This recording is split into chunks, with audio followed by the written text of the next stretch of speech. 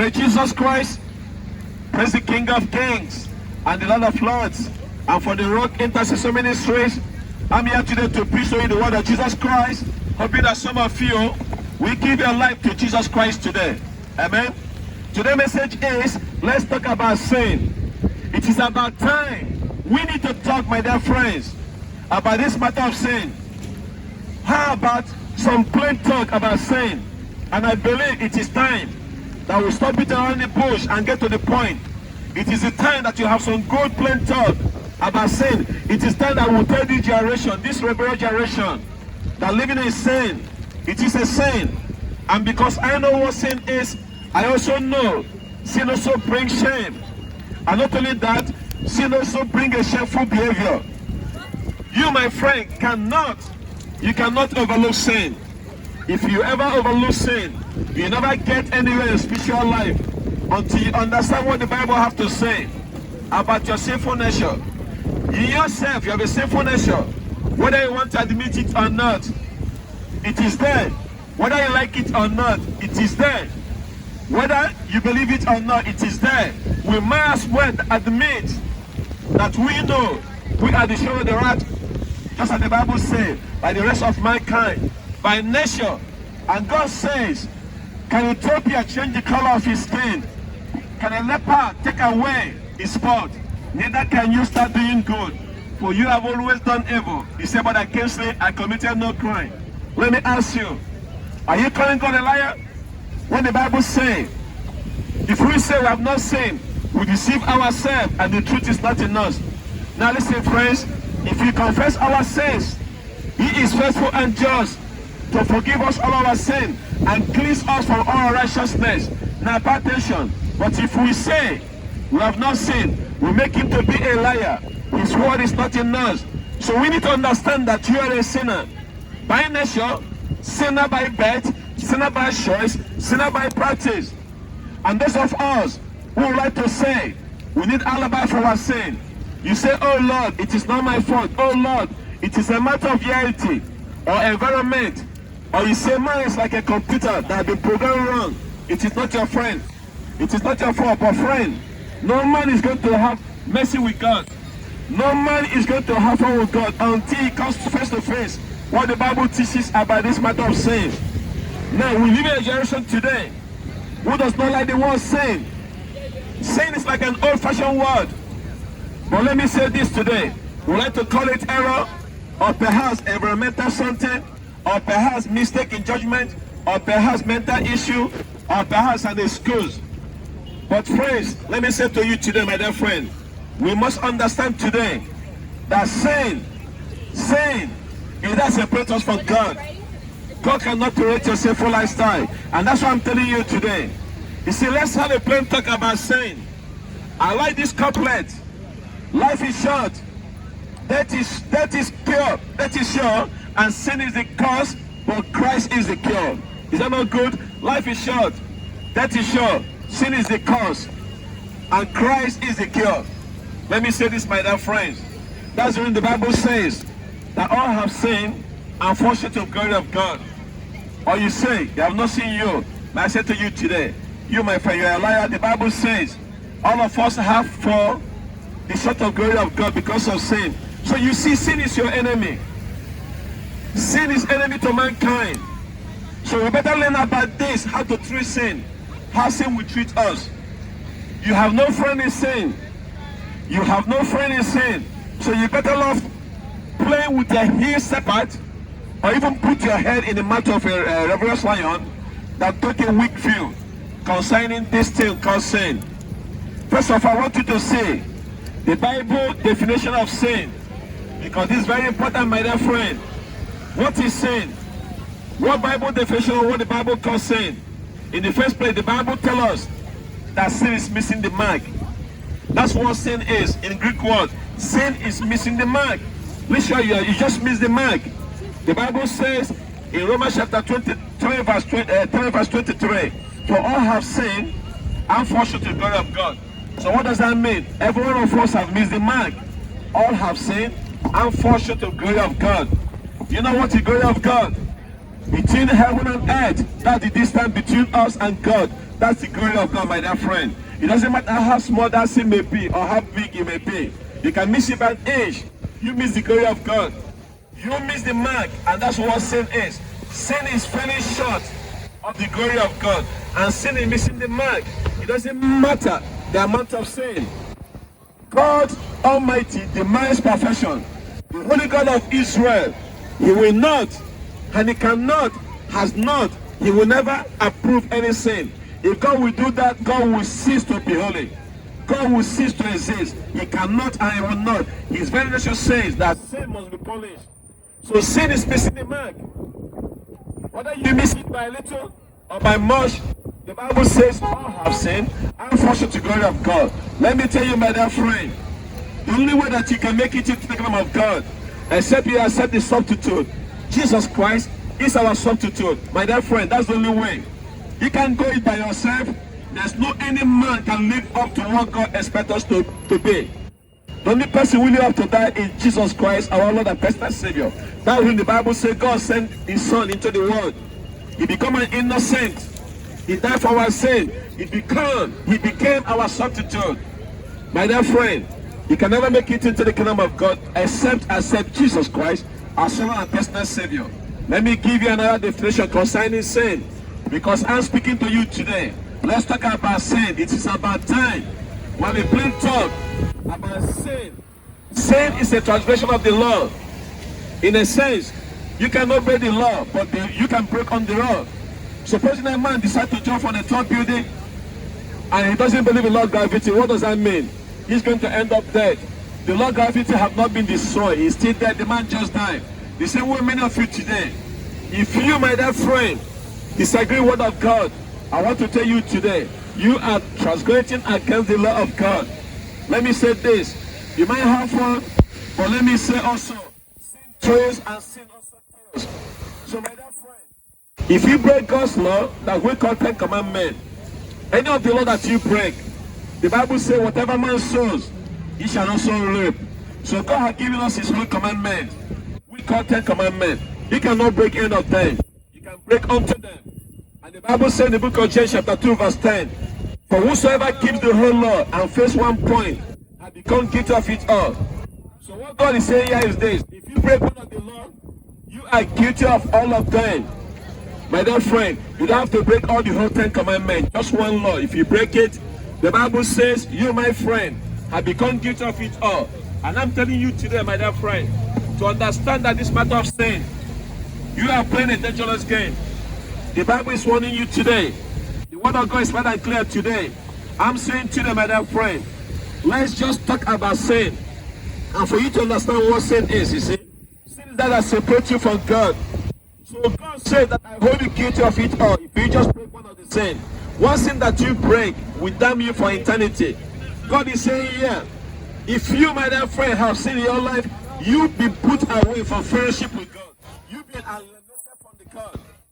One sin that separates God, Adam and Eve, our first parents. Not only that, they were driven out of the Garden of Eden. And not only that, they were placed cherubim, a flaming sword that turned every way to guide the way to the tree of life. What this says here is this, that God have a concern concerning even one sin. One sin, you are lost. One sin, you are the worst sinner in the whole UK. One sin will separate you from God.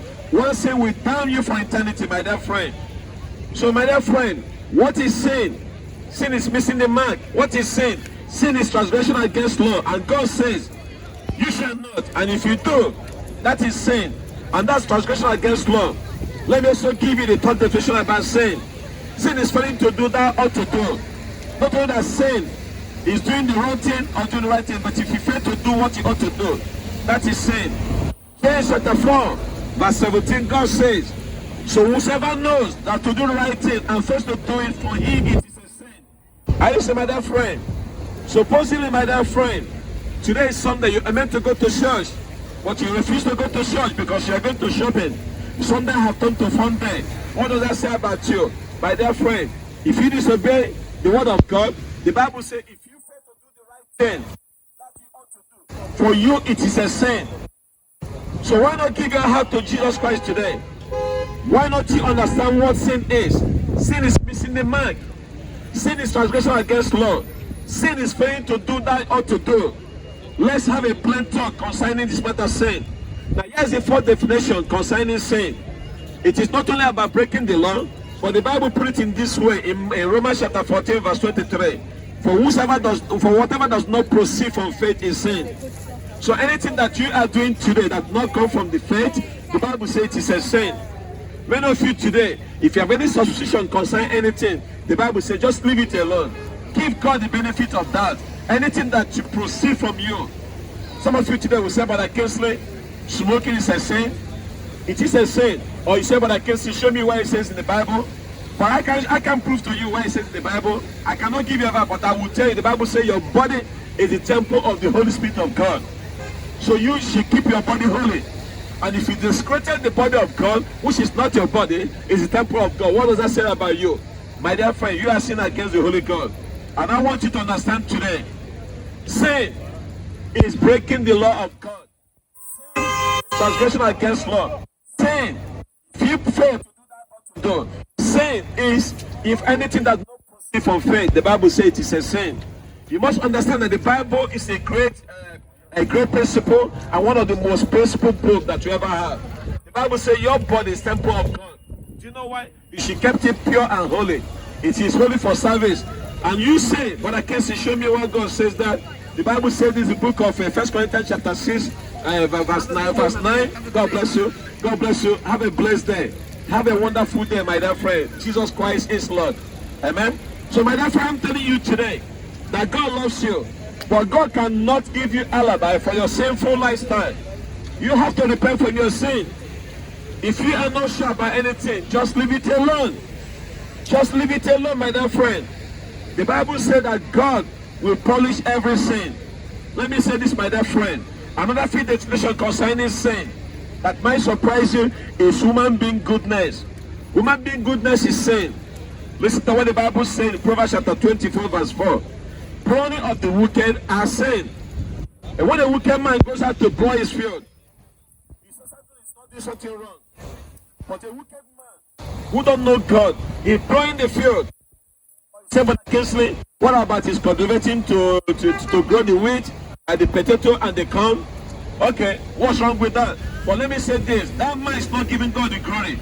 He's working on God's property. He's working on God's field.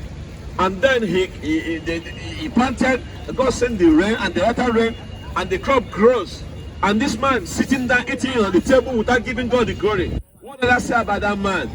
That man is a wicked person. That's what the Bible is trying to say here is this. So many of us here today, we think we are doing God a favor. You can give money to charity, but if you don't know Jesus Christ, my dear friend, that money is being tempted. That money is being contaminated. That's what it means to be a wicked person. An unsaved man is a wicked person. It doesn't matter what the person does. It doesn't matter if the person does good. In the surface, it might look good. But everything that he does has been contaminated because he's a sinner. So you see, a moral man works. Even if you don't do anything good, even if you give money to charity, that does not impress God at all. God says your self-righteousness is a filthy rag. And by the way, what you do with filthy rag, you put them in the bin. That's right. So the Bible is saying here today that your filthy rag does not impress God when you refuse to give your heart to Jesus Christ. An unsaved man, everything he touches is tempted. He cannot do anything good. I don't care what that person does that may lose good in the surface, but God says your self-righteousness that you are proud of is a filthy rag in his sight. So human being goodness is one of the worst badness. And we need to understand this. How deeply this ingrained, this thing called sin. Let me also tell you, my dear friend, finally, what is the greatest sin? It's the rejection of our Lord Jesus Christ. That is the greatest sin. It carries what? The greatest penalty. The Bible says in the book of John chapter 3 verse 18, whosoever believes in him is not condemned. But whosoever does not believe in him is condemned already, because you have not believed in the name of the only Son of God. That is the one sin that is in this world today. It doesn't matter if you're a murderer, you're an adulterer, your sin can be forgiven because Christ has already paid for that sin. But my dear friend, to refuse to recognize Jesus Christ is lordship, my dear friend, and you don't believe in him, the Bible says, you, my dear friend, you are a sinner, and you are the worst sinner in the whole UK. Rejecting Jesus Christ who have come to this world. I have died for our sin upon that cross of Calvary, and you refuse to accept him, my dear friend, that is the greatest sin. And not only that, that greatest sin also carries the greatest penalty. I have taught to you today about the definition of sin. I have taught to you today about what sin is. Sin is missing the mark. Sin is transgression against law. Sin is failing to do that ought to do. Sin is anything that does not proceed from faith. That is sin. And now let's talk about the scope of sin. Who has sinned? The Bible says all have sinned. All have sinned. Every one of us have sinned. I don't care who you are today. You are a sinner. Every one of us are sinner. The Bible says every one of us have sinned and fall short of the glory of God. So my dear friend, you need to repent from your sin. The Bible said this book of Romans chapter 3 verse 23. And then Isaiah 53 verse 6 says, we are all like a sheep have gone astray. We have turned everyone to his own way. That means we are the children of Adam. Every one of us have the same mode. Some of you have more modeling than others. But let me say this. The principle of sin is this, that dwells in us. We need our Savior Jesus Christ to cleanse us. Sometimes people will tickle me some funny things. They will amuse me and to tell me they are not sinners. But my dear friend, you are a sinner. You need to understand this. You are a sinner by nature. You are a sinner by birth. You are a sinner by choice. You are a sinner by practice. All have sinned and fall short of the glory of God. So you are a sinner. You need the blood of Jesus Christ to wash away every of your sin. If you confess, my dear friend, the Bible says faithful and just to forgive you. My dear friend, I'm telling you also about the consequences of sin. And now also the remedy about sin. Now what is the consequence of sin? The Bible says in the book of Romans chapter 6 verse 23, the wages of sin is death. So sin brings death. Sin brings physical death. Sin brings mental death. Sin brings moral death. Sin brings spiritual death. Sin brings eternal death. Sin also brings second death. Sin brings everlasting death. Death to your youth, death to purity, death to your happiness, death to friendship, death to holiness, death to everything. There's nothing good that is in sin. And that's what I'm telling you today. Let's talk about sin. Sin is not your friend. You have to give sin social distances, my dear friend. If there's no sin in your life, the Bible says sin brings death. So you can see, death and sin, they are together, they are linked up together. They're like 5 and 6. The wages of sin is death, and sin brings eternal death, separation from God for eternity. My dear friend, God is a holy God. Heaven is a pure place. There's no sin in heaven. There's no sin in heaven. So if you have sin living in you today, if you are practicing sin, deliberately living in sin, my dear friend, why not repent today and give your heart to Jesus Christ? Because if you die outside Jesus Christ, let me say this, you cannot enter into the kingdom of God. So my dear friend, God is a holy God. And you, my dear friend, if your sin has not been turned for by the blood of Jesus Christ, you are grossly ignorant about two things. You don't know how holy God is. And you, friend, you don't know how sinful you are. You are ignorant about those two things. Sin must be put to death. Amen. Now let's talk about the remedy for sin, because this is very important. 1 John chapter 7 says, the blood of Jesus Christ, his son, cleans us from all sin. Every stain, every blood, every blood, every blemish that a woman's soul touches, the blood of Jesus Christ, wash it, cleanse it, make it clean, white as snow. And that's the good news that I'm preaching to you today. Through your sin, the Bible says in Isaiah, through your sin as scarlet, there shall be white as snow. Though they are red and cleansing, there shall be as wool. So when you accept Jesus Christ, he cleanses you from all your sin.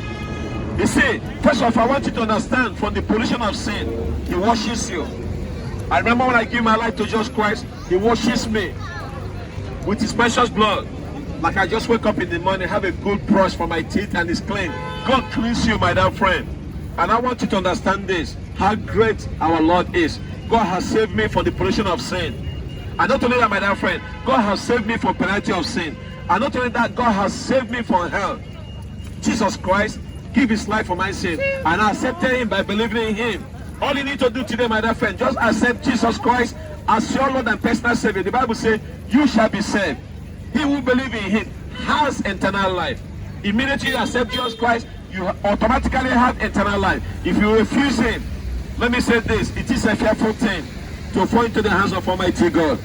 Friends, assembly matters to close. Why not accept Jesus Christ today? Heaven is calling upon you today. The word of God is speaking to your heart today. Jesus Christ is ready to forgive your sin and give you joy, peace, happiness that you never know before. He came and died for our sin. For your sake, he was crucified. For my sake, he was crucified. Why not accept him today and give your heart to him today? As I've taught to you today, plain talk about sin. Sin kills. For Jesus Christ, give eternal life. Remain blessed in the mighty name of Jesus. Jesus Christ is Lord. Hallelujah. Hallelujah. Amen and amen. Jesus is Lord.